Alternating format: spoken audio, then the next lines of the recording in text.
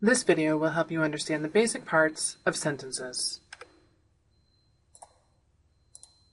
The parts of the sentence. Every complete sentence must have at least one subject and one verb.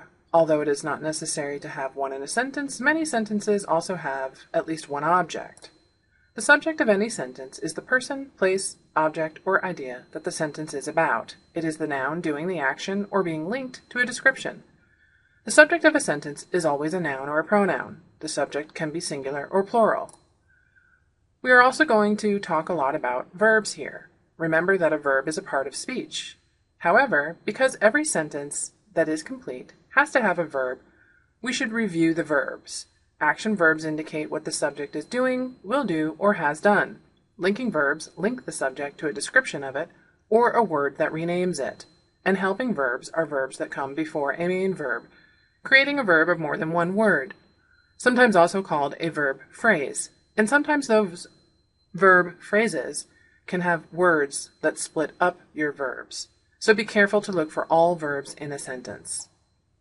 An object. The object of a sentence, like the subject, is always a noun or a pronoun.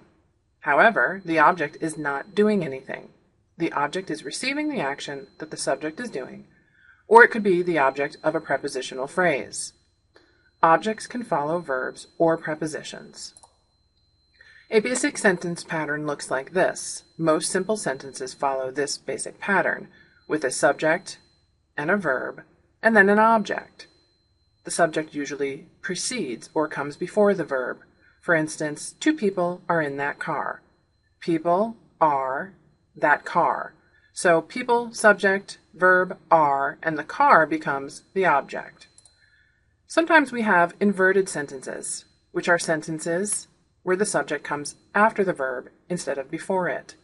Common sentences that do this include sentences that start with the word there or here, and also questions can fall into this pattern. So in these cases, you'll notice that the subject, which is in green, follows the verb, which is in orange. And in the question, you'll notice that you actually have a verb phrase, will go, that was interrupted by your subject. And that can happen as well.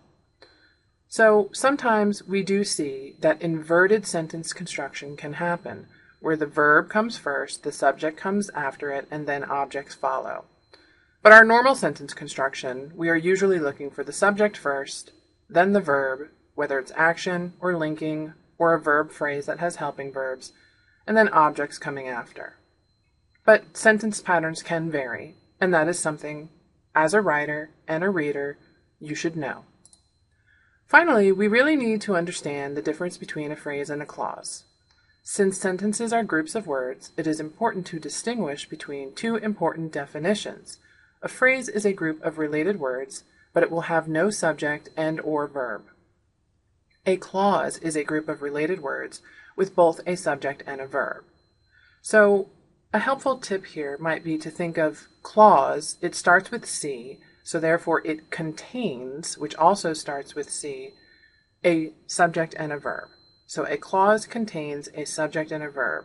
And a phrase, which starts with P, is really just a piece of a sentence. It does not have a subject or a verb.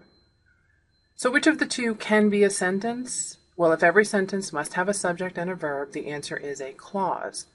But more specifically, it's what's known as an independent clause, which is a clause that is a complete thought. There are different types of clauses, so only an independent clause can be a sentence. But a phrase will never be a sentence. So take some time to familiarize yourself with the difference between a phrase and a clause. Practice identifying these items when you read any sentence. Subjects, along with their verbs, objects, and the difference between a phrase and a clause.